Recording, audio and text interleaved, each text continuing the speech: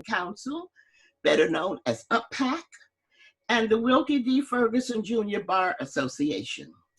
I'm Betty Ferguson, co-founder and president of UP-PAC, a not-for-profit community organization that has sponsored community forums for over 30 years. As a matter of fact, this is our 33rd year in existence. And we are very, very happy that the Wilkie D. Ferguson Jr. Bar Association has worked very closely with us for the last few years. Today, our moderator, I think you've already met, our moderator is attorney Trelvis Randolph, and most of you know that he is a super community activist, and we're just so happy and pleased that he has moderated all of our judicial forums for us. He is the incoming president of the Wilkie D. Ferguson Jr. Bar Association. And again, welcome and thank you to all of the judicial candidates for taking part in this forum. Trelvis will now introduce the candidates and explain the rules for today's program. Trelvis. Thank you, Commissioner Ferguson. Good morning, everybody. Yeah, glad to see you here today. As stated, my name is Trelvis Randolph, and I would like to welcome you here on behalf of the Wilkie D. Ferguson Jr. Bar Association, which is the Black Lawyers Association of Miami-Dade County. It was founded in 1977 by a group of lawyers who realized that barriers to full inclusion into the legal community in Miami-Dade could only be accomplished through a collective effort. The Wilkie D. Ferguson Jr. Bar Association remains committed to the idea of equal access, equal opportunity, and equal justice in the legal system. Today is the third session of the 2020 Judicial Candidates Forum. We will hear from the following candidates today. In Group 65, we have Judge Thomas J. Rebull and Denise Martinez-Scanziani. In Group 75, we have Judge Dava J. Tunis and Rosy, Annette, Aponte. I'm going to go over a few housekeeping rules for everybody in the group. The candidates will have 2 minutes to answer each question. When the yellow timer is flashing on the screen, that means that there's 15 seconds left in the answer. And when the red timer flashes on the screen, that means that it's time to stop. We will ask the questions of the candidates one at a time. They will have, like I said, 2 minutes to answer the questions. We will also take questions from the audience to the extent that we have time to do so. If you guys will access the Zoom group chat on the right-hand side of your screen, please type in your questions then, and we will attempt to integrate that into the questionings today. Please know that because this is a judicial forum, there may be some questions that the candidates will not be able to answer, and that is because of the rules of the judicial canons and also the Florida Bar. And so if that question is being asked, the candidate will let you know that those are questions that they're forbidden to answer in case that comes up. After we finish the question and answer session, each candidate will have 1 minute to wrap up and give a summation of their platform and to talk to the audience. After that, we will go on to the next session. Woo, that's a lot, right? Well, let's begin, and let's start with Group 65. We will give each candidate a minute to introduce themselves, and we will ask the candidates to please unmute themselves at this time. We have Group 65, Judge Thomas J. Rebull and Denise Martinez-Scanziani. And let's start with Judge Thomas J. Rebull. All right, thank you, Mr. Randolph. I hope everybody can hear me. I want to thank the Unrepresented People's Positive Action Council and the Wilkie D. Ferguson Bar Association for sponsoring this forum and for inviting me to participate. I've been a judge for almost 9 years. I've been a lawyer for almost 25 years. Before I was a judge, I served for 9 years on the City of Miami Civilian Investigative Panel, which is the civilian oversight of the City of Miami Police Department. I'm running for re-election to continue serving our community and to advance equal justice as I have been doing for the last 18 years. I'm honored to have many people who support my re-election campaign who are representative of every part of our community. Besides being a judge, for the last 6 years, I've been the Chief Judge's co-chair of our Court Systems Professionalism Committee. I live in the city of Miami in the Shenandoah neighborhood with my 2 teenage daughters who I'm raising. They've attended Miami-Dade County public schools their whole lives. I look forward to having a conversation with you all. Thank you. Thank you, Judge Rebull. And now we will hear from Denise Martinez-Scanziani. Yes, good morning, everyone. First of all, thank you, Ms. Betty and UP-PAC and the Wilkie D. Ferguson Bar Association for continuously hosting these forums. I think that they're very, very important, and I appreciate the opportunity to be here.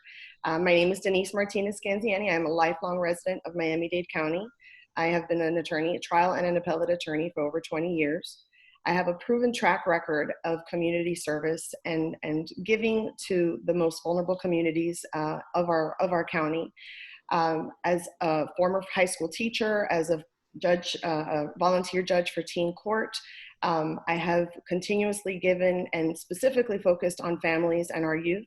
I believe that everyone has a right to be seen and to be heard. I believe everyone has a right to be seen and to be heard, and that is one of the motivating factors for me in trying to get elected and serve my community in this capacity. So thank you very much for the opportunity. Thank you very much. And so let's begin. I would like to ask the first question to you, Ms. Scanziani. There are plenty of judicial seats that are up for election this cycle. In fact, there were 36 out there and available. Why have you chosen to jump into this race, and why do you think Judge Rebull should be removed from his seat? Okay, well, first of all, I think that the seat belongs to the community. I don't believe it belongs to any particular person or person who's been elected or appointed, I should say. I think that the people have the right to choose and select the person that they believe is the most qualified. We live in a democracy, and I believe that I am the more qualified person in this particular race. As not only is it from my legal experience, being a trial and an appellate attorney, not only my proven track record of community service to this particular, to my community at large, I believe the combination of my life experience and my legal experience makes me an ideal candidate. As far as specifically about my opponent, I believe that the judicial canons don't particularly allow me to discuss specifics. I think that my opponent has made some poor judgment calls, and I believe that if you do your research, I think that you'll understand. But really, this is more about me and my qualifications, and allowing the people of Miami-Dade County, all of the people of Miami-Dade County, to have a voice and to have an opportunity to select who they believe is the most qualified. Certainly. And just a follow-up question, if I may. Again, he is one of several judges they're currently on the bench who have come up for re-election this cycle. You have an opportunity, I guess, to look at all of the judges who are on the bench. Why particularly single out this particular seat and this judge and say he should no longer be sitting on the bench and you should take his place? Well, I'll reiterate that Judge Rebull has never been elected. He was appointed, and then he was unopposed the first time. There are multiple seats that are available. I can only pick one. And based on my research specifically, as I mentioned before, some poor judgment calls, I think that a judge has to have a certain demeanor with all. I think that a judge has to treat everyone with respect and with dignity. I believe that a court of law is a place of integrity and respect to all who come before him. And I don't believe that he has done that. So that is particularly why I chose this particular race. Thank you. Judge Rebull, I have the next question goes to you. Your opponent makes a good point. There is no such thing as a seat belonging to a person. It belongs to the people. In this particular category, out of the 36 judicial seats that are up for elections, you're one of only a few circuit court judges who have selected an opponent. Why should you be retained on the bench? I appreciate the question, and it's absolutely correct that the court system belongs to the people and to the taxpayers. I believe that I've served the almost last 9 years with honor. I have worked very hard to make sure that I get it right, to treat everyone fairly and with dignity and with respect. I have not I'm not new to public service, as I indicated. I always wanted to serve our community even before I became a judge. I was a lawyer practicing before judges for many years, and I appeared before some great judges, and I appeared before some not so great judges. And I wanted to be a part of the solution and not a part of the problem. And I saw where judges that I had appeared before had not, had been late, for example, or had treated people disrespectfully, or had not given people an opportunity to be heard.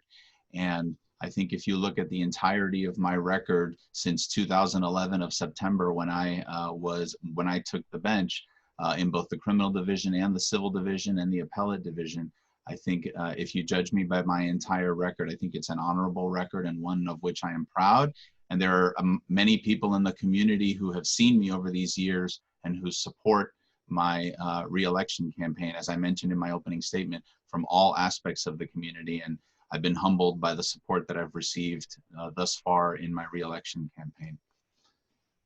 Thank you, Judge Rebull. Ms. Kansian, have you been in a situation where you've seen an issue of implicit bias is displayed in the courtroom and needed to be corrected? And if you've seen or witnessed that, what did you do as an attorney to address or correct that situation?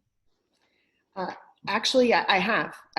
And one of the things that I am most proud of in my practice, and after working for legal aid and my track record coming up to when I opened my own practice and I have my own firm, one of the most important points for me was that I was able to have the freedom to represent whomever I wanted to represent, whether it be on a pro bono basis. And as an appellate lawyer, one of the opinions that I am most proud of is an opinion that I was able to obtain from the 3rd District Court of Appeal, where the trial judge in that instance violated my client's due process rights. And again, due process is simply in my view, the right to be seen and to be heard. And in this particular case, my client was unrepresented at the trial level.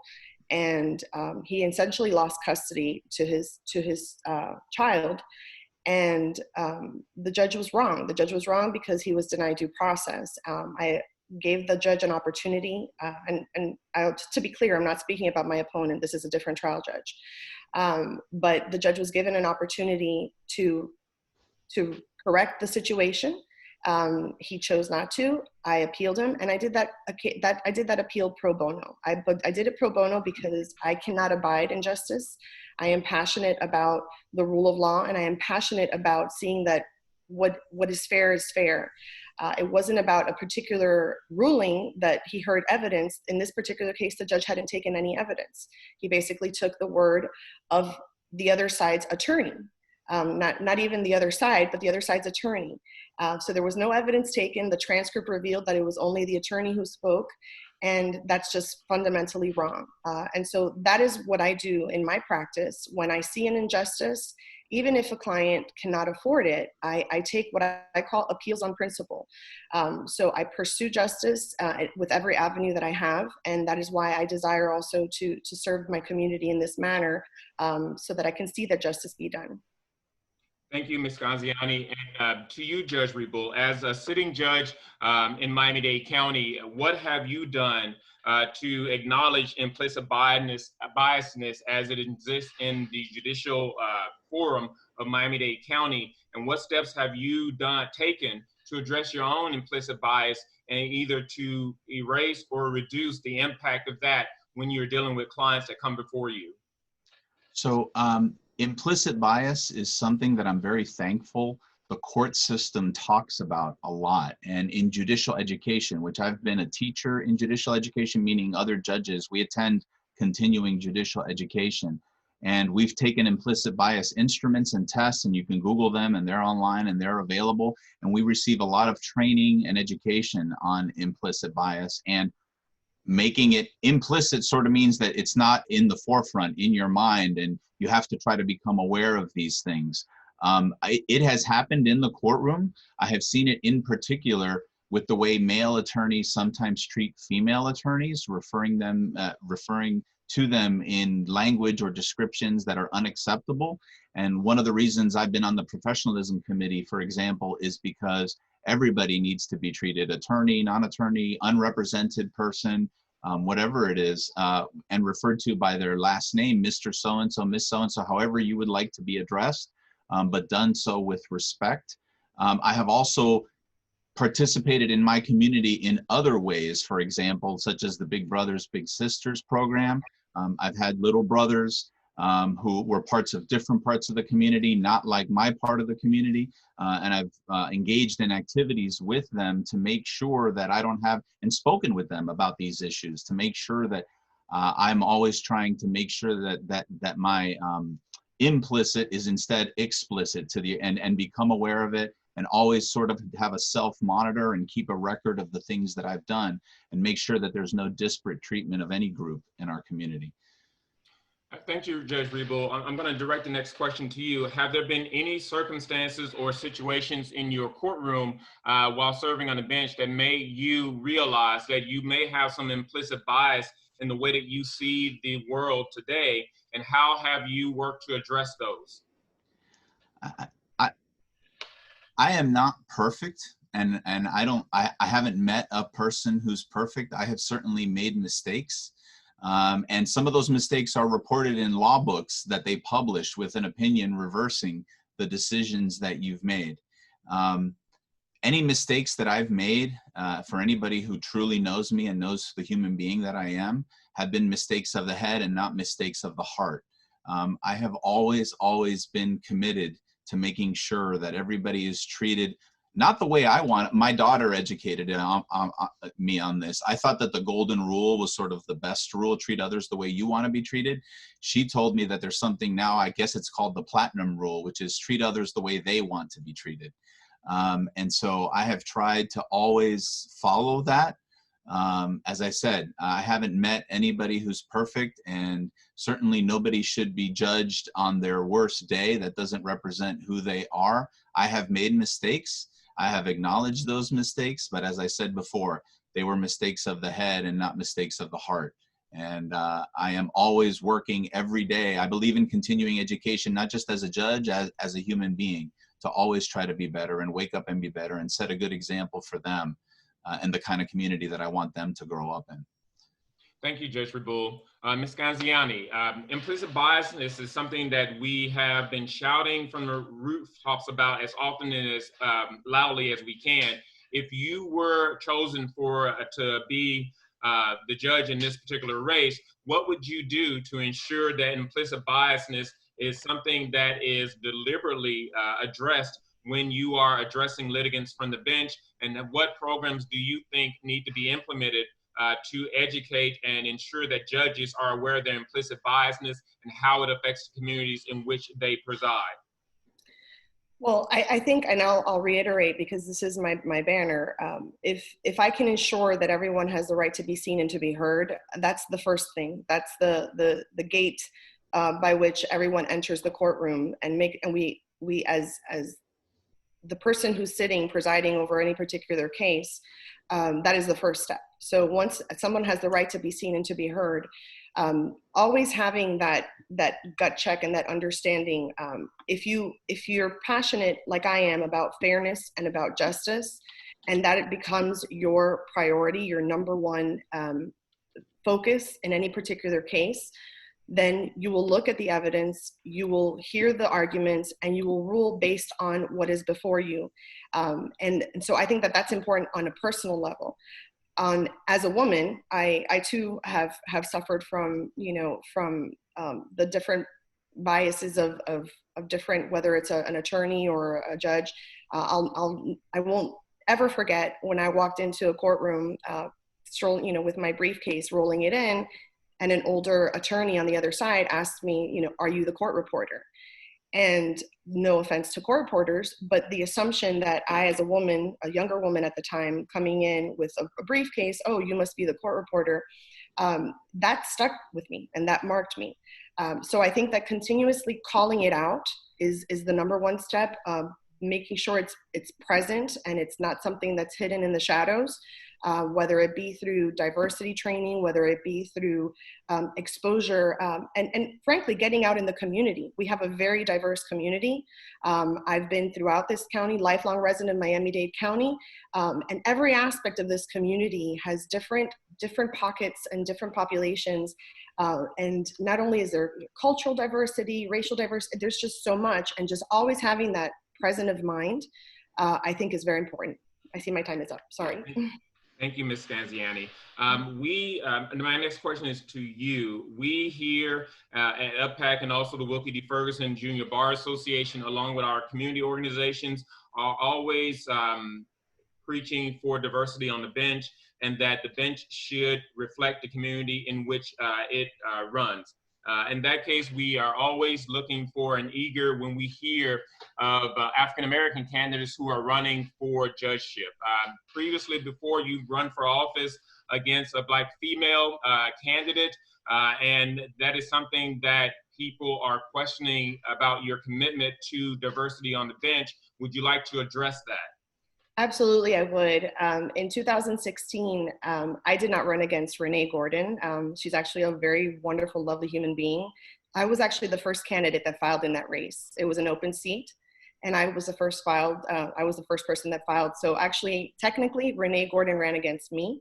I believe that the seat was open and I had the right to be there, just as the other 3 candidates who eventually joined me in that race had the right to do so. So to be clear, I did not run against Renee. Thank you, Ms. Scanziani. Judge Rebull, again, the same question in regards to diversity on the bench. We have, time and time again, we have seen that that is not the case with Miami-Dade County. What have you done in your career as an attorney to address this issue and promote to have the bench reflect the community in which you serve? I mean, I have always been, I think most people who know me, if anybody wants to pick up the phone and call me and ask for mentorship or have a discussion with me about whatever the issue is, I have an absolutely open door policy, and that has actually happened. I have met with people who have said, I'd like to be a judge someday, and they have been people of all aspects of the community. What advice can you give me? What help can you give me? And I've certainly given them whatever counsel I have. I mean, I was appointed in 2011. So, the relevance today of what happened when I was there in 2011 may not be the same, but I certainly still have an understanding of the appointment process and the election process. And I have absolutely mentored newer attorneys, I guess I'll say, not younger, because some people it's a second career when they go to law school. And I have mentored people and given them guidance on that. For example, Michelle Delancey was somebody who I used to work with, and I'm so glad that she was elected unopposed. We were office neighbors together in the same law firm, and when she was thinking about becoming a judge, she and some of my close friends talked to her about how to help her achieve that goal, which thankfully she did achieve this year. Thank you, Rebull. And just to follow up, if I could, you talked about instances where you have, interacted with other people. But the question really was, have you taken an active role in ensuring that diversity is reflected on the bench, and how has that manifested? Well, I mean, certainly as a judge, we're prohibited from actively promoting another candidate, but I have taken an active role in terms of calling members of the Judicial Nominating Commission on behalf of diverse candidates, and especially people who appeared before me, women and people of color, and said this attorney was excellent when they appeared before me, and I recommend that you seriously consider voting to nominate them. As I said, mentoring, taking time to mentor people and give them advice on who to speak with and who to call. I'd like to think that those are active things that I've done to promote women and people of color on the bench. I certainly can't campaign for somebody. I mean, I'm prohibited from doing that. But I certainly can speak about my observations of good attorneys who have appeared before me and recommend them to the nominating commissions, the governor's office, and I've done it many, many, many times. Thank you, Judge Rebull. Ms. Kansian, the question to you is, what have you done as far as participating in any community organizations that have worked to promote diversity on the bench, particularly within the African-American community? Have you served on any committees or any platforms like that? Specifically for diversity on the judiciary, my involvement has always been focused on youth and families. So I cannot say that I've sat on a committee that or a board that is seeking to actively promote any particular judicial candidates. That hasn't been my involvement. My involvement in the community has been assisting the vulnerable communities, from the senior citizens and legal aid to youth, as serving as a volunteer judge through teen court, serving, really helping at-risk youth, helping families of our community as a pro bono guardian ad litem. That really has been my passion and my focus of my volunteer service and time. Well, Ms. Scanziani, outside of outside of experiences that has to do with your employment as an attorney, have you been involved in any African-American community organizations or volunteered for any committees along with any African-American groups to address the issues that are being promulgated in the African-American community specifically? Well, just to be clear, what I mentioned before was not all work related or employment related. My volunteer time, to helping high school students and things of that nature, that's something separate. But no, I specifically have not volunteered in that capacity. No, I have not. Thank you. And same question to you, Judge Rebull. Outside of your employment or anything to do with the work that you do on the bench, have there been any organizations or any community volunteerism that you've done within the African-American community, either prior to taking the bench or anything else in your background that you'd like to share with us? Sure. Before I was a judge, I took my girls to the Overtown Youth Center to help tutor kids to prepare for standardized testing. I was a part of something called the Miami Fellows Initiative, and we went several Saturdays in a row leading up to the standardized testing period to help tutor these kids with standardized testing and whatever else they needed with school. I participated in the Big Brothers Big Sisters program. My little, as they're referred to in the program, was a great football player at Booker T. Washington High School. And I went to his game at Traz Powell Stadium to root for the Tornadoes. And he went on to have a great scholarship somewhere, and he now lives in Colorado. I have been to the Notre Dame d'Haïti Catholic Church. I met with Gypsy Metellus at Saint-La Community Center. I've been blessed to have these opportunities to really see all parts of our community and to learn and to continue to try to better myself and learn about the challenges that they face. And so I'm proud of the things that I've tried to instill in my daughters and the example that I've tried to set for them. Thank you, Judge Rebull. I'm going to start with you this time. Have you received any endorsements from any non-legal organizations that represent minority communities? Endorsements from I don't believe so. Okay. And same to you, Ms. Scanziani. Have you received any endorsement from any non-legal organization that represent minority communities? Well, to the extent I was endorsed by Saved Aid, but other than that, I don't believe there have been any other endorsements announced. And Judge Rebull, what do you think that a recommendation from UP-PAC says about your candidacy as a judge for this particular race? I mean, a recommendation, it would be a blessing. I mean, the name of the organization, I think it's so important to say it, the Unrepresented People's Positive Action Council. I mean, I love that the word positive is in there because I think that it would be something I would be very proud of to be able to say that UP-PAC recommends someone who is committed to equal justice, who is committed to fairness, and who is committed to service and can represent all people, even those who feel like they are unrepresented sometimes. So it would be a real honor to have such a recommendation. And same to you, Ms. Martinez-Scanziani. What would a recommendation from UP-PAC mean to you in your campaign? Truthfully, it would be a recommendation that I would be very proud of because I believe it would show the community at large that my candidacy has the support of those who are fighting to be seen and to be heard. And since that is something that I am most passionate about, and truly it is my banner call, that would be, I would be ecstatic, to be quite honest. Okay. Ms. Ms. Martinez-Scanziani, can you tell us what you feel about the power of empathy and how it should play a role in the judiciary? So I think with empathy, I think that there is a fine line. You have to have an understanding, and I think that in order to have stability and to have a judicial system that works and that provides consistency and that provides equal access and that allows everyone to be seen and to be heard, the rule of law must be followed. However, that being said, we are all human beings. And I think that the understanding, and it's not so much, a judge is not about putting yourself in that person's shoes or anything of that nature, but it is understanding that we are dealing with human beings, particularly for me, when we're talking about family law.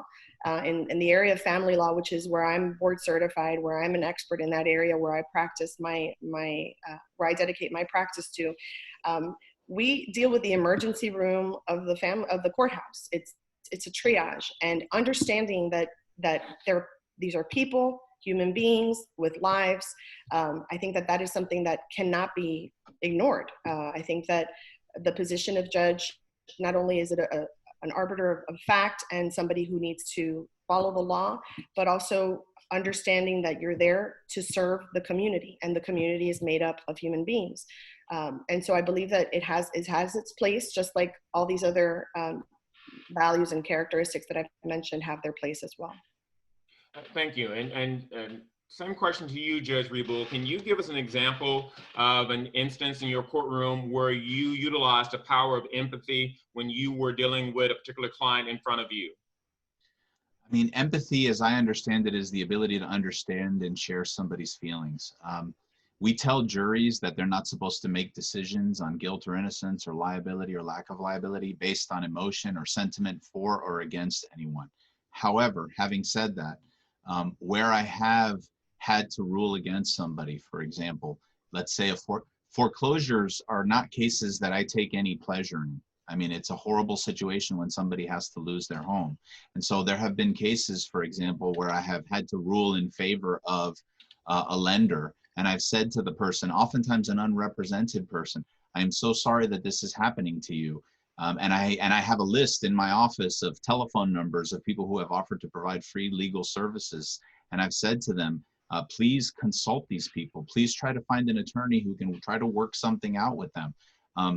I can't make decisions, judges and juries can't make decisions based on feelings, but they can certainly understand that feelings are involved and acknowledge those feelings while you're not allowing those feelings to be a part of the legal decision that you're making. And I've tried to do that in criminal, in civil, and in everywhere that I've been. Even in writing, acknowledge that somebody's losing and acknowledge that even though it doesn't play a part in the legal decision that you're making. Thank you. And Judge Rebull, the next question, I'm going to start with you. Approximately 2 years ago, the Wilkie D. Ferguson Jr. Bar Association, along with other local civic organizations, called for the discipline of a judge who was found to have made disparaging remarks and racial slurs against persons appearing before him. This is something that we did not do gladly, but it was something that was done in order to address an unfortunate incident that was occurring in our judiciary.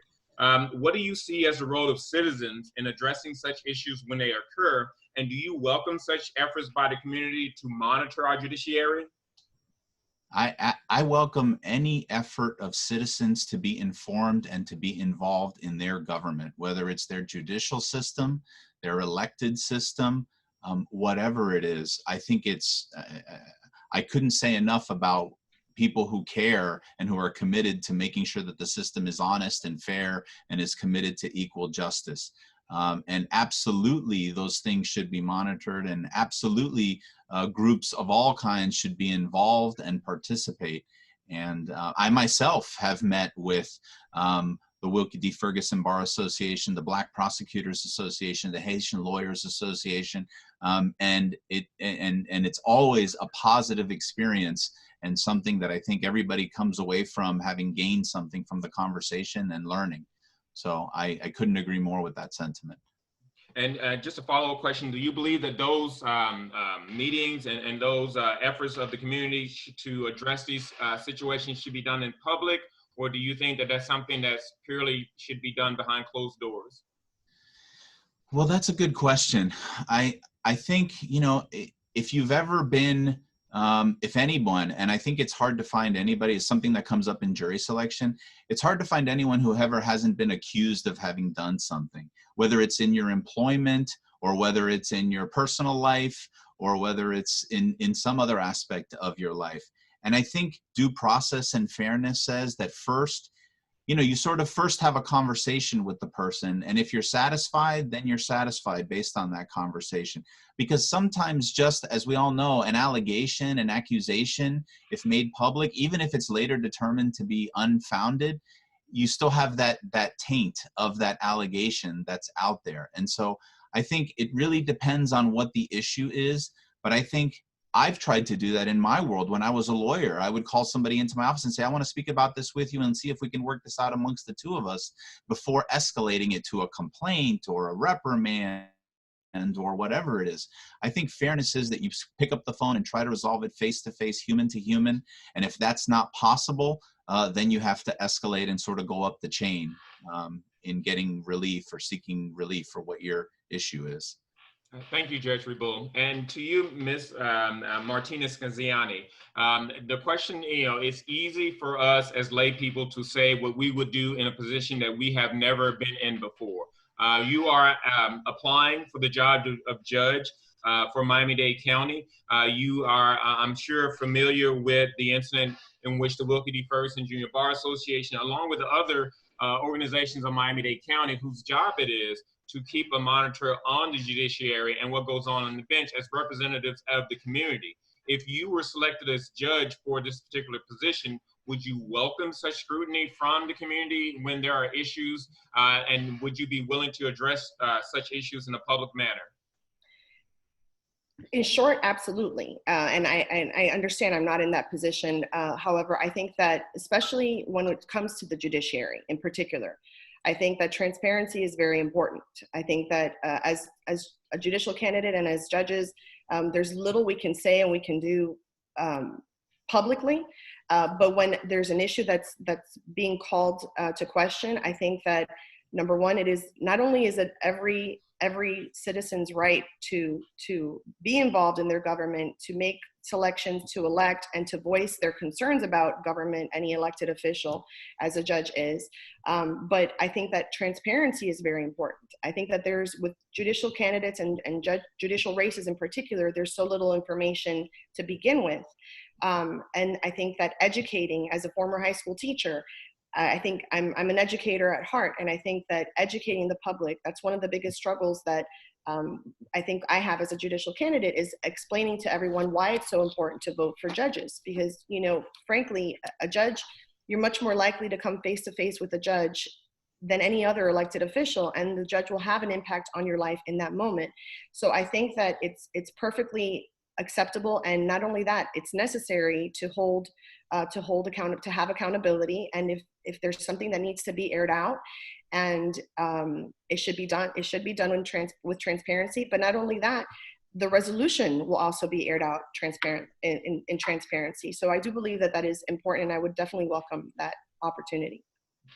Ms. Martinez-Scanziani, the ACLU recently did a report on racial disparities in Miami-Dade County.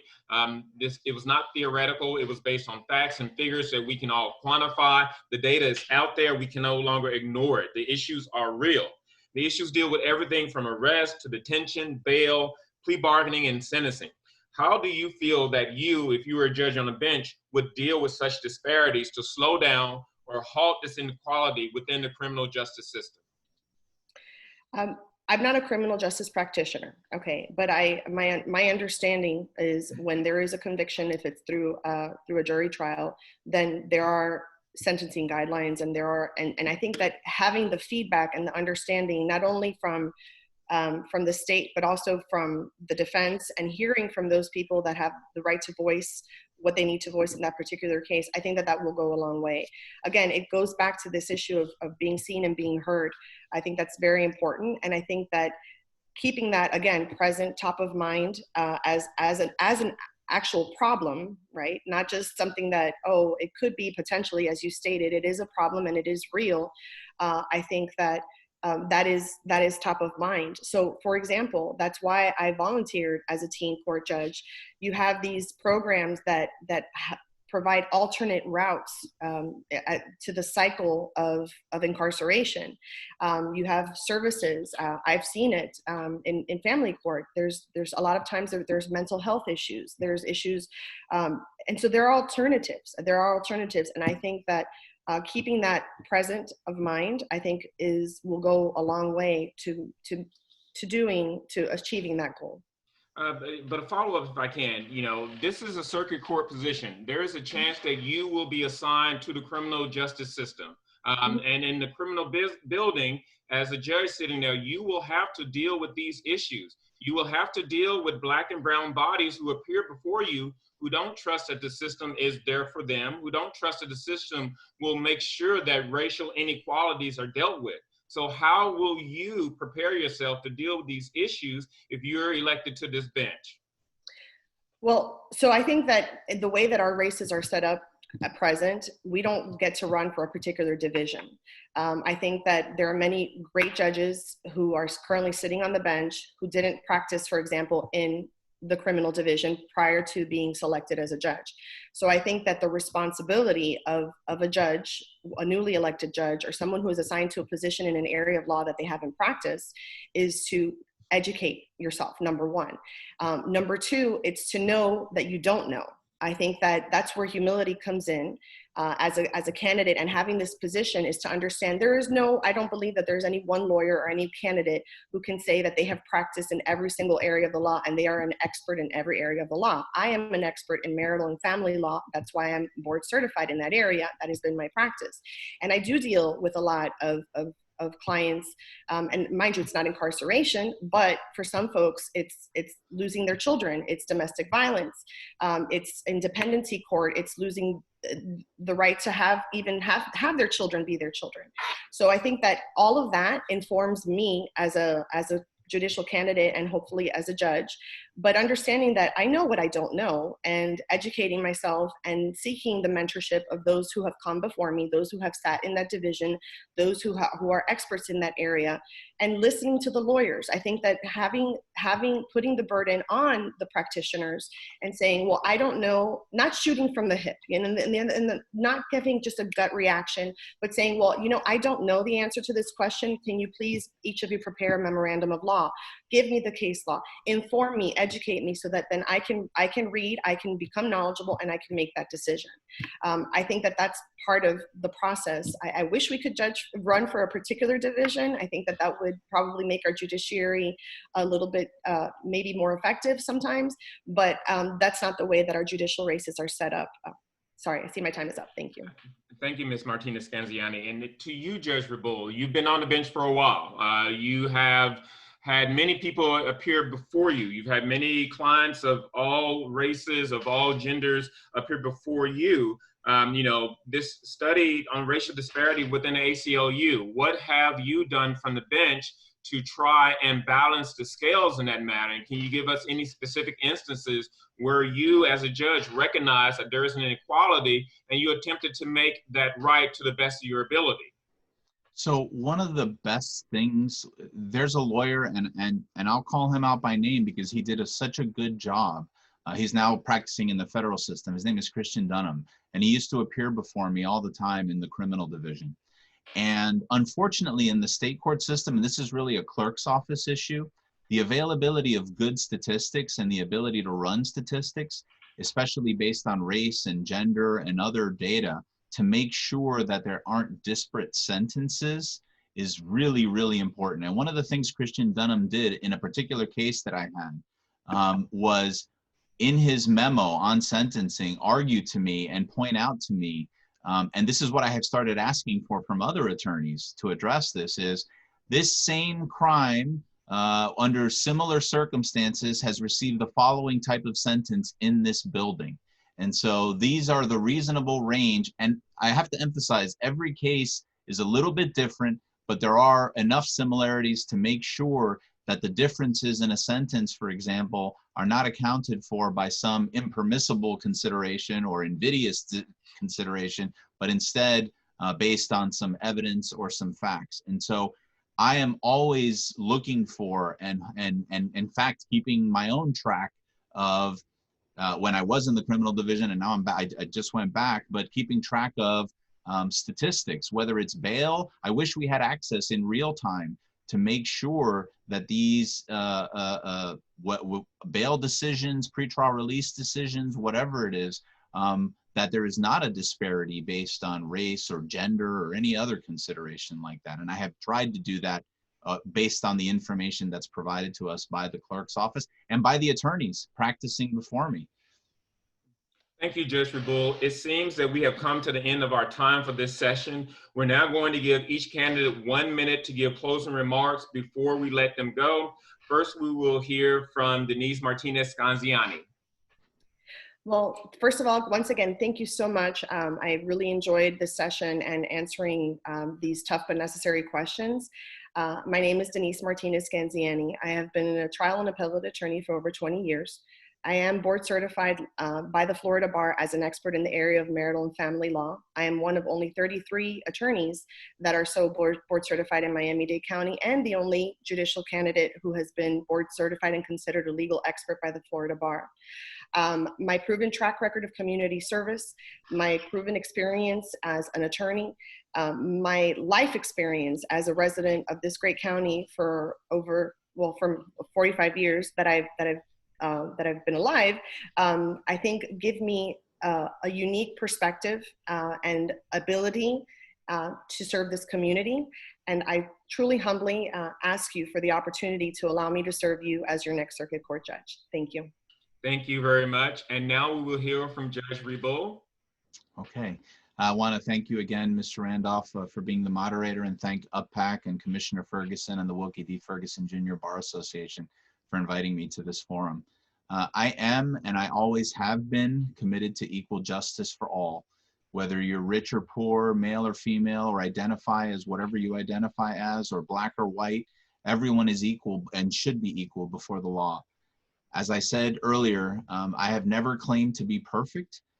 Any mistakes that I have made have been mistakes of the head and not mistakes of the heart. And I believe I have a record of almost 9 years of service as a judge that is an honorable one and something that I'm proud of. I'm very clear. I raised my 2 teenage girls in the public schools for their whole life of our community. I'm very clear about the kind of world and community that I want them to grow up in, and the example that I want to set for them and the people I want them to be. If anybody wants to continue the conversation with me, I invite you to do so.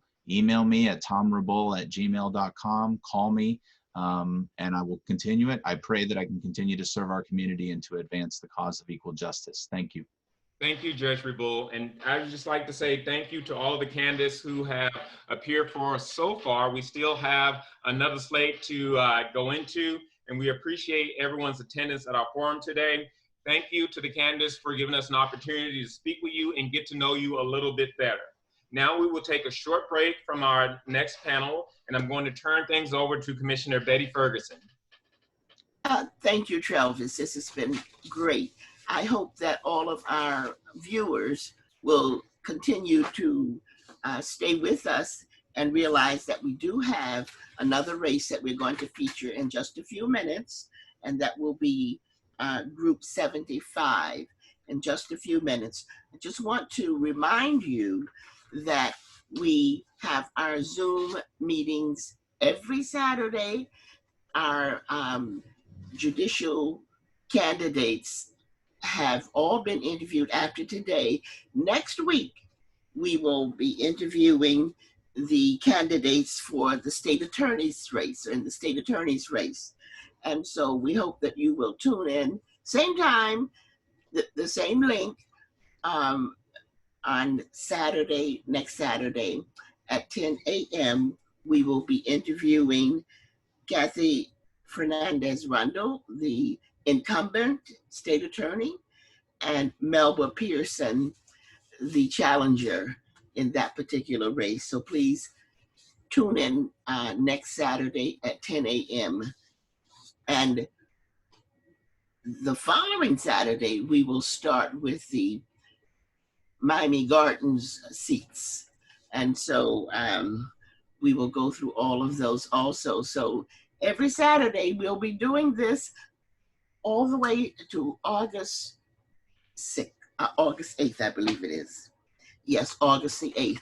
So every Saturday, including August the 8th, you can tune in and participate in our forums. Thank you so much. And Trelvis, I think, is ready to move on to the next race. Thank you very much, Commissioner Ferguson. And welcome back, everybody. Well, welcome back to me. I'm the only one who left. We are now going to hear from the candidates in Group 75. We have Judge Dava, Tunis, and we also have Attorney Rosie, Annette, Aponte. Welcome to both of our candidates. And just a reminder, you will have 2 minutes each to answer questions. At the 15-second mark, you will see the yellow flash on the timer. That means you have 15 seconds left. And at the end of the time, you will have a flash of red display on the screen. Please, please, please pay attention. And if not, then I will give you a gentle reminder that it's time to stop talking. To the members of our audience who have stuck with us and are still participating, remember that you can pose questions for those of you who have not already emailed your question to Commissioner Ferguson. You can pose your questions in the chat box, and we will try and get to them. This is a judicial race, so there may be some questions that the candidates may not be able to answer. So if that's the case, they will let you know, but we would try to get in your questions to the extent they have not already been addressed. So let's start and let's hear from our candidates. First, we are going to hear from Attorney Rosie, Annette, Aponte. Please introduce yourself. Hi, good morning, and thank you, Commissioner Ferguson, for once again holding these kind of forums to improve our community. Thank you for having me. I was born in Puerto Rico, raised in Miami. I'm a product of public schools. I'm a former public school teacher. I put myself through law school at night, teaching during the day. So I know the struggles of having to work hard to get to any career, to any platform. I've been an attorney for 12 years. I started my career doing civil rights law, employment law, discrimination. Constitution law was my favorite class. So when I graduated, I faxed over my resume to all the employment firms that I found here in Miami asking for an employment law position, and I was able to get one. And I started my career defending people who were discriminated against in the workplace for their race or nationality or social status. I then went on to practice foreclosure defense when the foreclosure boom hit here. I helped thousands of people protect their homes, modify their mortgages, and keep their homes. And I now do accidents. We appreciate that. Thank you. Judge Dava, Tunis, now it is your turn. You have 1 minute to introduce yourself and let people know who you are. Thank you. Thank you, Mr. Randolph and Commissioner Ferguson. I appreciate it. I've been a judge nearly 20 years. I began my career as an attorney for the Public Defender's Office under Bennett Brummer.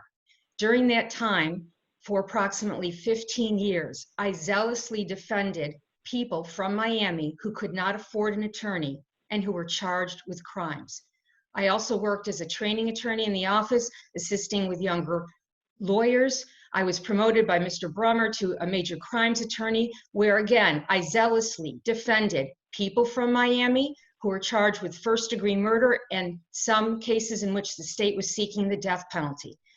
I tried approximately 120 cases in my time at the PD's office, 60 non-jury trials, 60 jury trials. That was my experience when I began as a judge on the bench. It's an honor to serve the people of Dade County, and I have spent my entire career in public service to the people of Dade County, and it's been a pleasure. Thank you so much. Thank you, Judge Tunis. The first question I'm going to put out to Attorney Rosie Aponte. There was approximately 36 judicial seats up for re-election this year. You just heard the introduction by your opponent, Judge Tunis. Why did you jump into this race, and why do you feel she should be removed from the bench? I looked carefully. This was the third race that I jumped into. The first race, the judge was promoted, so that seat became unavailable. So this was actually the third race that I went into, and it was nothing personal against Judge Tunis. It's just that I feel that this seat belongs to the people. It should be the people who elect, who are in the courtroom. I think Judge Tunis has been in this courtroom for almost 20 years. I'm sure she's done an excellent job. I have nothing bad to say about her, but I think that we need to rotate judges. I don't think that these are lifetime appointments. I think the reason that the legislators made these 6-year terms was so that we can rotate judges and not have people be there for a lifetime appointment. Just like the President of the United States cannot be there for a lifetime. It's a 4-year term. The judges are 6-year terms. And I just think it's time to have a rotation and someone new in this courtroom. I think that when someone's been in the same courtroom for 20 years, it creates a presumption of bias when other people come up in front of that judge, and that judge has been working with the same prosecutors and the same defense attorneys for 20 years. I just think it's time for someone new to be rotated into that group. Well, just to follow up on your question, you are correct that the position doesn't belong to a person, it belongs to the people. However, the position is not just occupied by a title, it's being occupied by a person. And when we make moves and we make challenges, we do that for reason and persons. So how has Judge Tunis' service to the bench been such to at this time that you feel she should be removed and compared to other judges who are on the bench? Or what has she done or what has she not done to make you feel that she should be not rotated, but removed from the bench? Well, I would love to see Judge Tunis be elevated to the 3rd DCA or be go on to another courtroom. I don't think that I necessarily think that she should be removed, but I do think that the reason I chose this seat was because I did notice that Judge Tunis has not been out in the community. A lot of people did not know her. I had never heard of her, and I've been out in the community campaigning for 6 years now. This is my 3rd campaigning. I had never heard of her. A lot of people have never heard of. When I asked around about her, most people didn't know who she was. Unless you practice in criminal court, people don't know who she is because she has not been out there in the community like other judges have done that take the time to go out and see the community, meet the community, and let themselves be known by the community. Okay. Thank you, Ms. Aponte. Judge Tunis, the question goes to you. It is true that the position doesn't belong to a person. No one has a right to claim or state claims in this seat. This is the first time that you've actually had to run since you've been appointed, so you've not experienced the role of having a challenger for the seat on this bench. Why should the people of Miami-Dade County continue to have you sit on this seat in our judicial circuit? Well, first of all, I agree with you that certainly this is not a lifetime appointment. And it appears from what I'm hearing is that I should be on the 3rd District Court of Appeal. I might want to answer that, which is the following. Many of my colleagues know that when we have judicial nominating commissions, they maybe want to know who's interested in moving to a higher level. I never applied to the 3rd District Court of Appeal, not because I wasn't qualified, but because I love doing trials. I don't want to be an appellate judge. So having said that, I came to the court through the appointment process. In fact, I will tell you that someone that is involved here today Larry Hanfield was, I believe, the chair of the Judicial Nominating Commission on my very first interview when my name was sent up to the governor. So when you talk about going out into community and knowing people, I knew him. I knew people in the community for 25 years. I spent 15 years at the PD's office. Now, having said that, it's been an honor to not receive opposition 3 different times. I've been reelected. That means that I've been doing my job. And that's an honor and a privilege. Having said that, I enjoy the work that I do. I don't in any way assume that I should have this position, but I'd like to make clear that I was appointed and I went to the Domestic Violence Division for over 4 years. I sat in civil injunction court, in family court during that time as a circuit judge. I went to the Juvenile Division. I worked there for a time. I've handled criminal cases, so my experience is varied all throughout the court system. I have not been in one court for 20 years. Thank you. Thank you, Judge Tunis. And the question goes back to Ms. Aponte. Can you tell us your experience in jury trials? How many have you done? And can you tell us about those trials? Yes, I've sat a second person on a few jury trials. I've done mostly non-jury trials because, like I said, when the foreclosure boom hit here, I had thousands of foreclosure cases. So my experience is more with non-jury trials than with jury trials. Like we've said before, and no one attorney is going to be experienced in everything, and if there's a learning curve. But I think that I would still do a great job. Even though I don't have as much experience with jury trials as I do with non-jury trials. Ms. Aponte, I'm going to follow up with you with a question I posed earlier. There is a possibility that with this position that you're running for, you will be placed in the criminal justice system where you will have to make decisions affecting the lives of brown and black bodies here in Miami-Dade County. Your lack of experience with jury trials is something that people in the community will have an issue with. How do you address and want to provide some sort of comfort to those people who are nervous about you being on the bench presiding over trials, given your lack of experience with jury trials, especially criminal jury trials? Well, I can tell you that I'm a very quick learner. I'm a fast-paced person. And in the end, the jury's the one that decides the outcome of the people in the court. I'm just there to make sure that it's done fairly and correctly. But I think that that's not something that's so hard to learn or so hard to adapt to. Okay, Ms. Aponte, Judge Tunis, I want to ask to address this subject.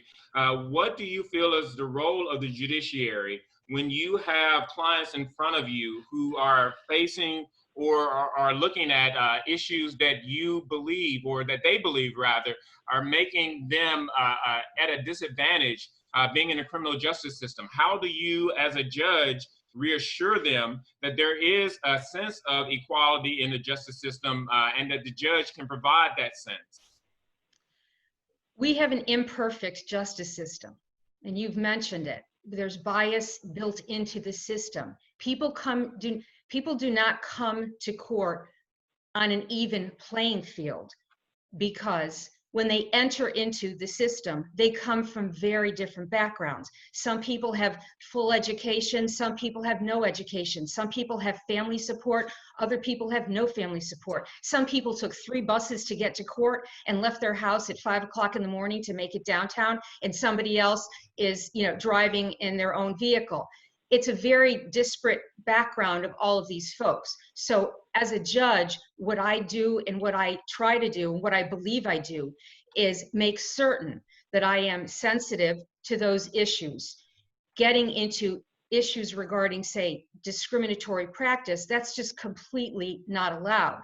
I treat everyone with dignity and respect. When I am addressing individuals, whether they come into this courtroom in a 3-piece suit, whether they have cutoffs on, or they're in a red jumpsuit because they're a safety cell inmate, I call them Mr. Jones, Mrs. Diaz, Mr. Smith, what have you. I treat everybody with dignity and respect, because I believe that in so doing, I give them the understanding that I will treat them fairly in spite of whatever reason got them there in the first place.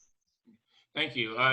Attorney Aponte, what skills or background of experience that you have that you believe gives you an edge over your opponent in this race to propel you to the top of the list for people who are considering candidates for the bench this cycle? Well, I've been a victim myself of courtroom bullying, of courtroom discrimination, which has always been my platform that I run on. If you look at my website, that's what I talk about. One of the reasons why I want to be judge is because I know what it is to be bullied in the courtroom when you're going up against big companies that come from big law firms and that have biased relationships with the judges. I've had this happen to me many occasions. In my courtroom, all I can tell you is that I will have zero tolerance for racial profiling. I'll have zero tolerance for picking defendants based on their race or based on their socioeconomic status. And my background and my career began being a civil rights attorney, defending the rights of people who were discriminated in the employment, in their employees, in their place of employment. So I will carry that on to the courtroom. Thank you, Ms. Aponte. Judge Tunis, is there any particular case that you can recall that demonstrates your philosophy being a judge on the bench?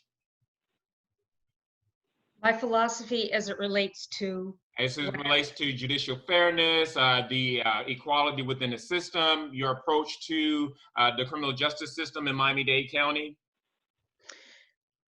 I've had a number of cases that I have handled. I handle a lot of complex criminal litigation, a lot of homicide cases. I presided over a number of death penalty cases. It's very important. What gives you the broader perspective are those types of cases. So one thing that comes to mind right now is I covered a division for a judge that was out. That's part of what I do in working with the division and working with Judge Safey. We cover divisions when folks are outers and they're not a judge there. And I met a young man who came into court. He was Haitian American. His mother spoke no English. I made sure she had an interpreter, and he was there with his sister. The state initially was very strong on this case and wanted to prosecute it very strenuously. I was quite concerned because I read the A form, and this was an incident regarding his conduct after the Parkland shooting and something that he posted on social media. What I found out, I wanted to think about it and take a step back because he had absolutely no juvenile record, no contact with the system. So I asked permission to keep the case, which I kept the case, I looked at it, I reset it for a few days later. And essentially what I did is I tried to get him into a diversion program. They would not do it. So I created my own program for him by giving him a plea offer where he could plead no contest, putting him on probation where he needed to finish high school or get his GED. I reached out, having the probation officer reach out to some of the teachers that still wanted to work with him. And I have set him every 2 months. So that means I've met now, his mother comes each time. I've met his sister, who's a registered nurse. I met his brother, who is in the armed services serving our country overseas, but was in town on one of the meetings. And the only reason I haven't seen him in the last couple months is because of COVID and the situation with the courthouse. He's already scheduled to be in front of me in a week. The end result is that when he finishes probation successfully, I got the state to agree to null process case. That's what my judicial philosophy is when someone deserves to be treated that way as he did. Thank you, Judge Tunis. And Ms. Aponte, you are applying for a seat on the bench that you've never been a judge before. This is an opportunity to start fresh and to tackle the issues that we're dealing with on the bench and in 21st century judiciary for Miami-Dade County. What specific changes do you feel need to be made to the judicial system in order to move forward in improving the system, providing better relations to the community, and to address the issues of inequalities? And how do you propose to effectuate those changes if you're elected in this cycle? I think that we need to have more accountability. I think that's something that Judge Rebull mentioned before is a very good point, that we need to have some kind of system in the clerk that does monitor how cases are being what sentencing guidelines are being used by different judges. Are the judges always using the same sentencing guidelines? Does the crime fit? Does the sentencing fit the crime? I think that we need more accountability, and I think that would make a big difference to hold judges accountable if somebody's monitoring their statistics, if somebody's monitoring that and to make sure that they always use the same sentencing guidelines regardless of race, nationality, social, economic status. I think that would be a great beginning. I think another thing that I would bring to the bench is that if I get put in the criminal court, I'm going to be a fresh face. I don't know any of the prosecutors. I don't know any of the public defenders. They don't know me. And I think that creates a presumption of impartialness. Thank you, Ms. Aponte. And same question to you, Judge Tunis, in a different way. You've been on the bench for a while now. That's not an age reference, by the way. During your time on the bench, okay. You've seen many things that work and some things that don't work. When we look about our approach to 21st century, practices within Miami-Dade County, what specific changes do you think need to be made, and how do we implement those changes? Well, let me begin by commenting about the sentencing guidelines. Number one, the sentencing guidelines have absolutely nothing to do with race. So that statement is not even a legally accurate statement. As you know, the sentencing guidelines talk about a person's prior contact with the system. Now that may have to do with race and implicit bias and discriminatory practices within the community or the country, but not the way that the guidelines line up and how you add up the points to advise a court what the range of sentence is. I think that we have teaching, we do judicial teaching regarding the issues that you've addressed regarding bias, and I think that the longer someone is there to see what really unfolds in front of them and the difficulty that people have. I mean, setting, for example, a $5,000 bond for somebody that has no money could be tantamount to no bond. Now, that's an issue where the judge must, and I do, balance the safety of the community with the rights of the individual who's being charged and presumed innocent. So when we talk about race issues and bias issues and changes that could be made, the changes that need to be made would be continuing to educate judges in this regard and making certain that judges that are actually seated on the bench know what they're doing and understand the issues in front of them. Because frankly, I strongly disagree with the statement that was made that it's really not hard to learn how to try a case. That is just not an attitude that someone that should be projected, because it's very difficult to continue with all of the legal issues in jury selection and in a trial and be fair to all parties. It's something that needs to be learned over time. Thank you, Judge Tunis. And that begins, that leads us to our next question. The ACLU recently did a report on the racial disparities in Miami-Dade County.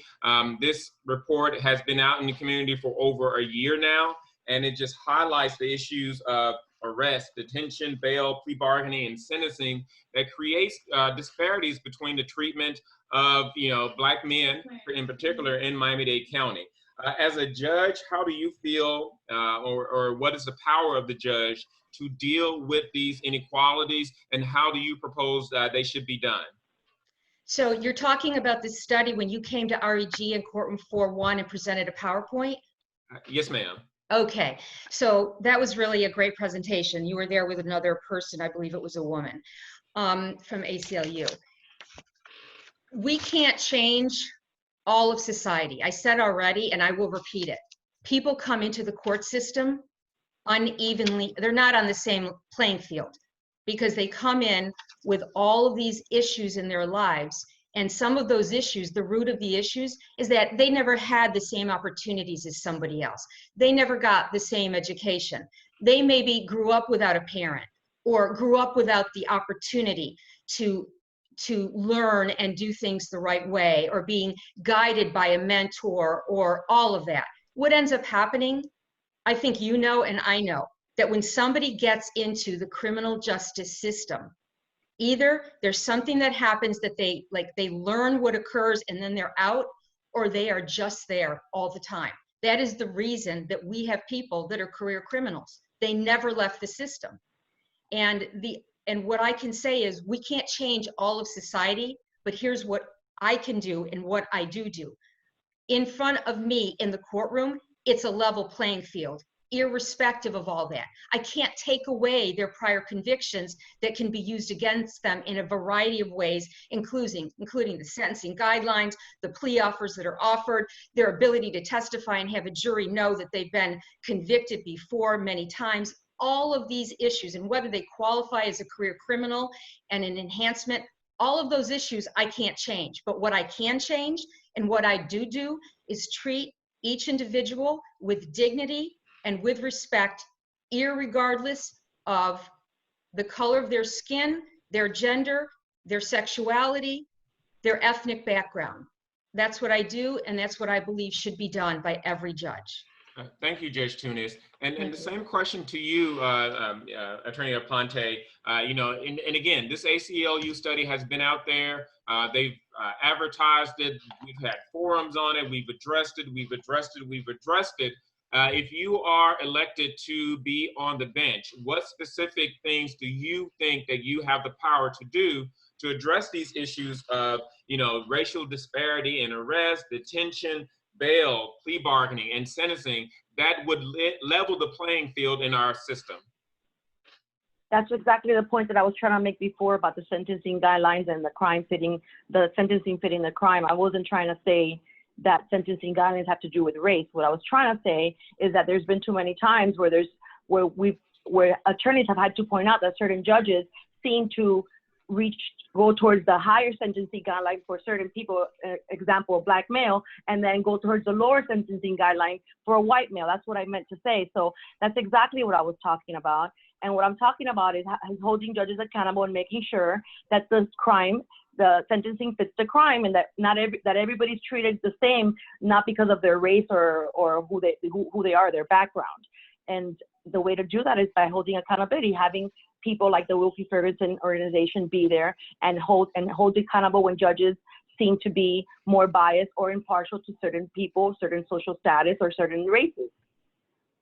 Great, and just a quick follow-up. We all want to hold judges accountable, but we know that a judge has a lot of power when it comes to the ability to level the playing field. What specific things would you do if you're elected in this case to make sure that that playing field is equal and that people who are coming before you feel like they are getting a fair shot? I would make sure that there's zero tolerance for, like I said, racial profiling, zero tolerance for treating people differently because of their status, of the clothing they wear, whether they're represented by an attorney, whether they're pro se. That would be the way that I would conduct my courtroom, a discrimination-free courtroom that has blinds, like the Lady Justice does, a blindfold. I would treat everybody in my courtroom with respect, dignity, and I would try to make sure that everybody who practices in front of my courtroom treats everybody with dignity and respect, because sometimes attorneys are not held accountable for their behavior in the courtroom by judges. I think sometimes judges are too lax in not calling out when an attorney is being bullying another party in the courtroom who maybe is unrepresented or maybe is unexperienced.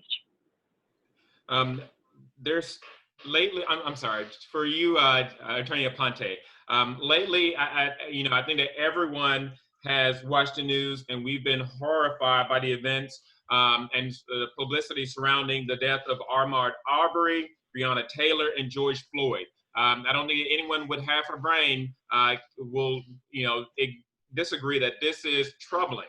And the troubling part of it is the role of the criminal justice system in these tragedies and the seemingly lack of competency of the criminal justice system in addressing these issues.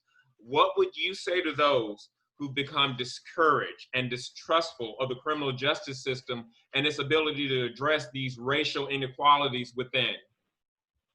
I think that doing peaceful protests like we've been doing, obviously the looting and all that has hijacked the peaceful protesting is not acceptable. But I think that doing things like that, having peaceful protests, having accountability, reaching out to the community, pointing out when somebody does something that they shouldn't be doing, holding judges accountable. That's how we do it. We have to have our voices heard. We have to speak out. We have to come together, have these kind of forums like UP-PAC to make a difference. That's the only way we're going to do it.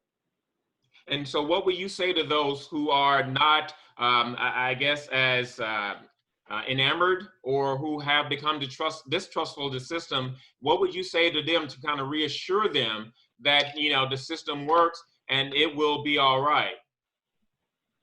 I can't hold account. I could only say that in my courtroom, there will be zero tolerance for any kind of injustice or any kind of bias or any kind of discrimination or bullying. I cannot reassure you what's going to happen in someone else's courtroom, but the only thing I can do is make sure that in my courtroom, I start off by being an example and building people's trust when they see the kind of judge that I will be and the kind of environment that my courtroom will have. Thank you, Attorney Aponte. And then same question to you, Judge Tunis. You are a sitting judge. You've been part of the system for over 20 years. There are people who look to you as a symbol of the system and everything that's right and everything that's wrong with the system. So what do you say to those people who look at the cases of George Floyd and who look at what's going on with Breonna Taylor and Ahmaud Arbery, and they say the system doesn't work, so why should it continue? How do you reassure those people about the integrity of the system and let them know that they will receive a fair shake?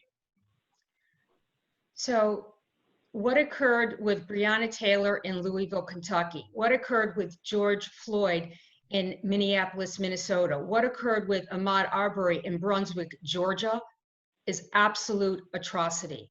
It is horrifying. It is utterly horrifying that this is happening in 2020, in this year and in this country. The only way that I can suggest and that I know how to attempt to tell people that they will be treated fairly is to educate people. It begins with the fact that as a judge, people need to know that I have no authority to go out and investigate. I have no authority to go out and arrest someone.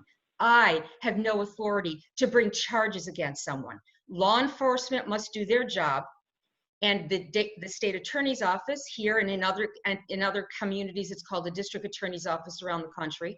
They are the ones that bring charges, or they go to a grand jury and get charges. What I can do and what I do is to explain this to people. And then you take a step back, and when that person then comes into court, that's where the court role is, which means you treat those individuals with dignity and respect. Let's think about what we're talking about. I began this answer to you and this response to you by telling you that what happened to Miss Taylor, Mr. Floyd, and Mr. Arbery is an atrocity. Let's take a step back for a moment. If those cases are being prosecuted, that means that the people that shot Miss Taylor in her home and the officers on the street that resulted in Mr. Floyd's death and their conduct, and what happened to Mr. Arbery when he was going out for a morning run, those people need to be prosecuted. They're also entitled to a fair trial. So as a judge, we have to keep it a level playing field in court. And as a follow-up, same way I did Ms. Aponte, if you had people in front of you, and as this audience is in front of you today, and they're asking you as a judge, as a sitting judge, why should they continue to believe in the system? What would your answer be to them? My answer will be that we have an imperfect system, but it's the best system that there is. And we have extraordinary rights in this country, and the right to a jury trial, and the right to a trial of a jury of your peers, and all of the rights that are attenuated to anyone that comes into the criminal court system to which they're entitled will be guaranteed by the court. The court needs to follow the law and apply the law fairly to all parties, irrespective of their race, their nationality, their sexual orientation, and level the playing field when the parties get into the courtroom. That's what I have done in following the law. My record speaks for itself. And the appellate case law that has been, that is out there regarding the cases that I've handled, those are written opinions. Anyone can look at them. All I can tell you is that my promise is I will do what I have been doing, which is following the law and treating all parties equally and with respect and dignity. Thank you, Judge Tunis. And this next question, we'll start with you. We have all seen how COVID-19 has affected or disrupted our daily lives. A recent report revealed that 41% of the inmate population tested positive for the coronavirus. As a judge, one of the issues that we have brought up is the ability to reduce the inmate population in Miami-Dade County. Do you support alternative bails, alternatives to bails, such as promises to appear for people who are facing incarceration as they wait for their case to make this way through the criminal justice system? I cannot comment on a specific case, but I definitely, first of all, the court system in the criminal arena has worked very hard to, in fact, lower the population in the jail. My colleague, Administrative Judge Safie, has been at the forefront of this, meeting with what we call our partners, which is the State Attorney's Office, the Public Defender's Office, the Private Defense Bar, through the Florida Association of Criminal Defense Lawyers, as well as the correctional staff. We, the judges, have made all efforts to close out these cases, either to completely close them out to a time-served kind of plea, or to reduce it to, say, pretrial services, or if somebody. But what you have to remember is that, yes, it's appropriate to do that, but the court must be able to balance the rights of that individual with the safety of the community. So there are cases, for example, where you may reduce the bond, but if the person is going to be released, you may want to put them on a GPS monitoring device so that you can assure that there is a greater degree of safety for the community. So in answer to your question, yes, I would in fact agree with that and understand that the jail population must be reduced in light of all of this going on now and previously with regard to COVID-19 and the pandemic. And just thank you, Judge Tunis. And back to you, Ms. Aponte, just along that same line of questioning, you know, we, along with the ACLU and other community organizations, are advocating for alternatives to bail, not only to reduce the prison population, but to reduce the number of people who are sitting in jail strictly for the fact that they cannot afford to pay the bond or the bail that's set for them. Do you support these alternatives to bails, and how do you think they should be implemented within the system that we are working in today? Yes, I think we just need to get a little more creative. I think that there's a lot of instances where somebody can be given an ankle bracelet and be sent home and be monitored through the ankle bracelet. We don't need to have people incarcerated in one big jail system. A lot of these crimes are crimes that are not so severe that you cannot have somebody have an ankle bracelet, have them go and report every day to a probation officer. I think that we need to use those kinds of means more than just always sending anybody to jail. And when it'll be less, it's more cost effective, and it'll be better for the community if some of these crimes that are not such high crimes, we would just give them an ankle bracelet and have people remain in their home and only go out if they have to work or have to go report to a probation officer. I think we need to be more creative in how we do these things going forward, especially after this whole COVID-19 pandemic. Thank you, Attorney Aponte. I'm going to begin with you this time. One of the things that we also promote is that the people who are on the bench either interact or make an attempt to understand the communities that are being served when the individuals come before them. Can you tell us about your experience with the African-American community outside of the workplace, whether it is community organizations or committees that you have actually volunteered to serve on? The only thing that comes to mind right now is Camilla's House. I've volunteered a lot in Camilla's House, and as you know, that's a very diverse community of people, the homeless people. There's a lot of colored people in that depend on Camilla's House. So I think that what comes to mind right now is me volunteering to cook and to feed people in the Camilla's House. Judge Tunis, can you address that same question, please? Certainly. When you asked this question earlier, you mentioned things that we did both now on the bench and previously. So let me just go back and say that when I was with the Public Defender's Office, I think through Rodney Thaxton, I met Commissioner Ferguson and knew about UP-PAC in the Saturday meetings. But he also introduced me to Georgia Ayers. So I served on the board of Miss Ayers' board at the alternative program for a number of years. That goes back, and I understand, you know, but I'm just explaining because you asked before we were on the bench or even now. I've had some involvement with transition. I mean, something that actually I just did a few weeks ago is it was going to be their first time the transition in Overtown was going to be handing out PPE materials. So I went there. Unfortunately, the timing was off. I got there early and spent a couple hours with David Tucker, and then everybody went out afterwards. And I already had another commitment because they started everything late. But those are the types of things that I would like to be doing. And that's something that's just, you know, what's going on now in our community. Over the long term, I have been mentors to individuals, and I have followed, I have someone in my life that I followed from college, through her college, and then she's now in law school. And I have maintained my relationship with her all through that. And just so that there's someone that, you know, she has in her life that is a part of the system. She's been to chambers, she's been to court. We're talking about her doing an internship now that she's in law school on one of the breaks. And, you know, I told her we couldn't do it this summer because of all that was going on really when the courts were closed down, you know, initially in early March. But those are some of the things that I've been involved with over the course of time. Thank you, Judge Tunis. Attorney Aponte, when addressing the last question, you, in your response, you mentioned about how you have interacted with, I believe the term that you used was colored people. Would you care to clarify that statement?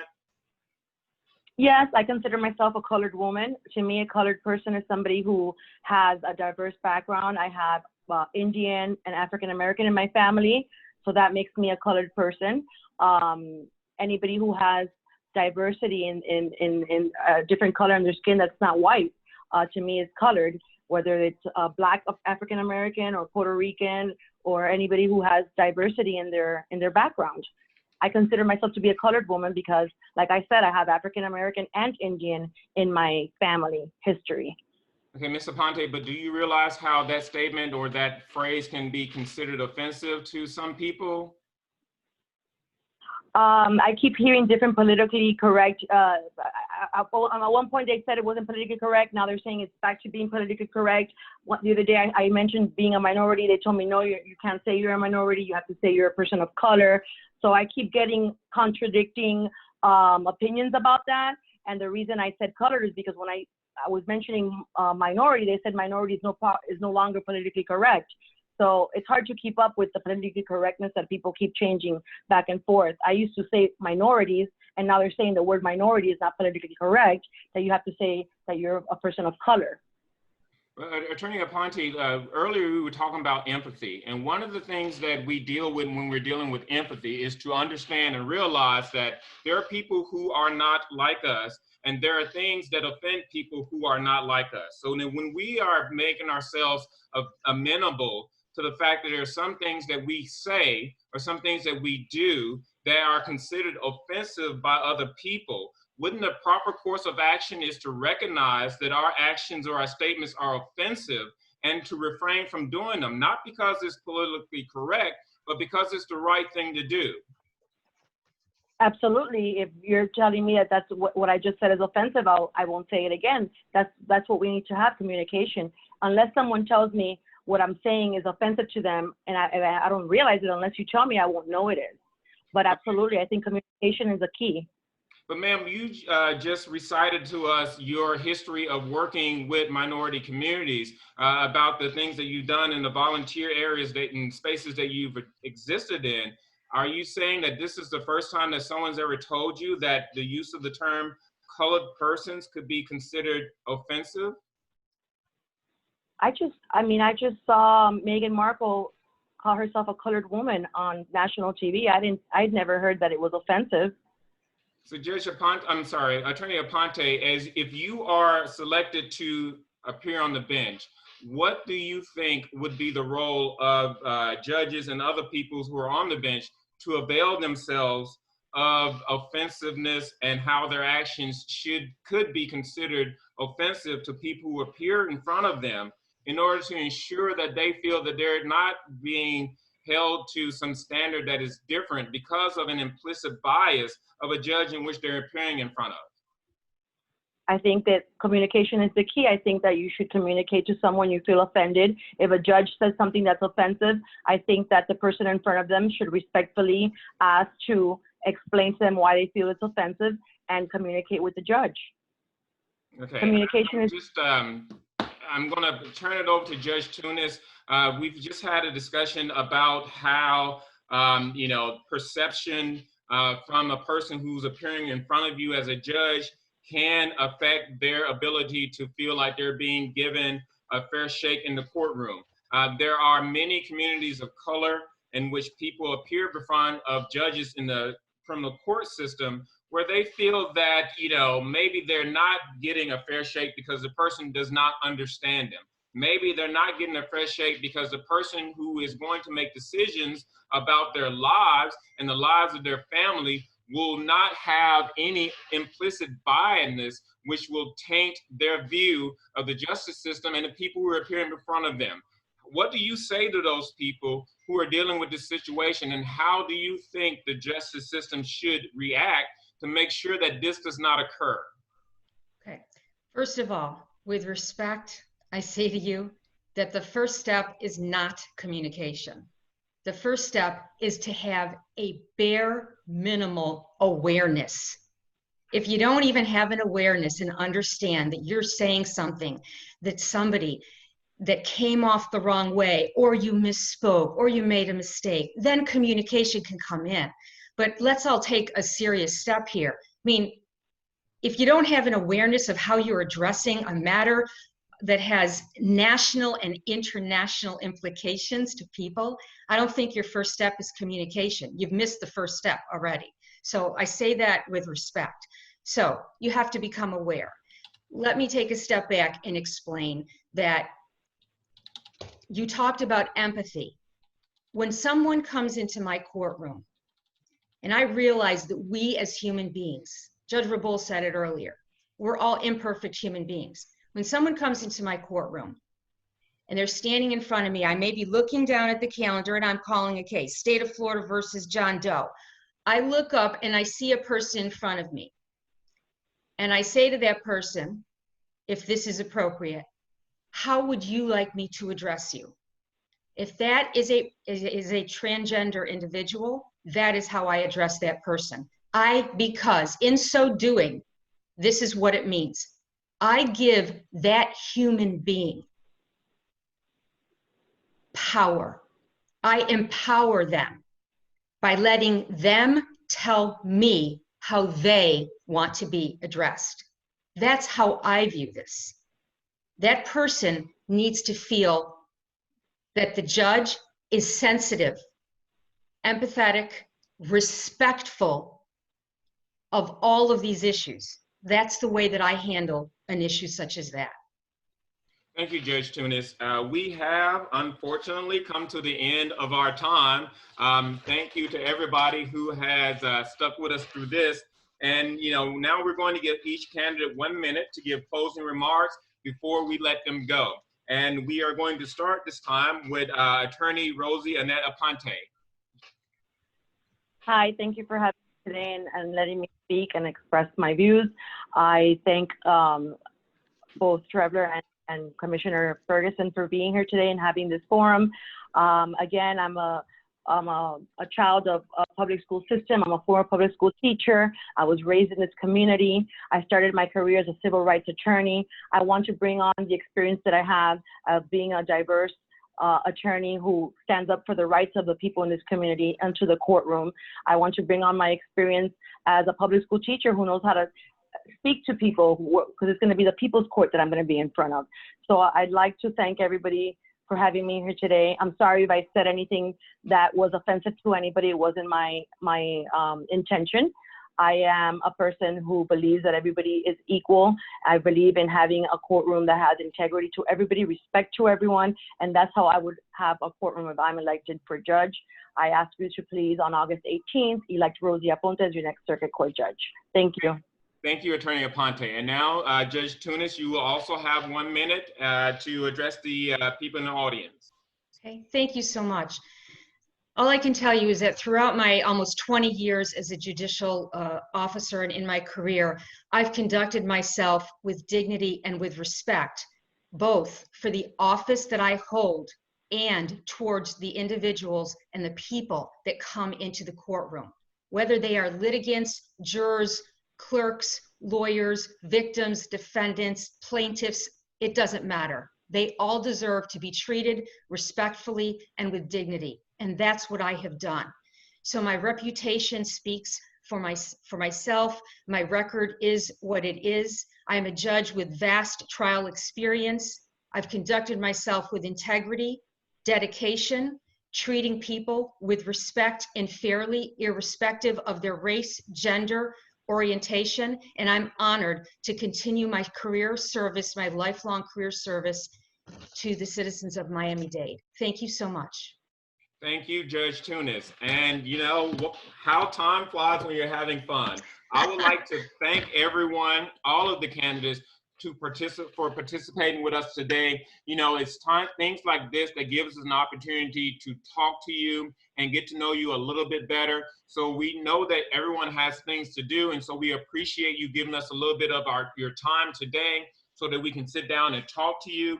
To Judge Thomas Rebull, to Denise Martinez-Scanziani, Judge David Tunis, and Rosy Annette Aponte, we say thank you from the citizens of UP-PAC, from the community of the Wilkie D. Ferguson Jr. Bar Association, for everyone else who's out there who are listening and learned a little bit about each of you today. I would like to say thank you with all of my heart, and we do appreciate you coming on and talking with us today. Thank you. Thank you for the opportunity. And we hope to see everyone next week for our next session. And we will be featuring at that time the candidates for the state attorney's race. So see you next week. Thanks again. Thank you, Betty. Bye. Goodbye, everybody. Bye-bye. Bye.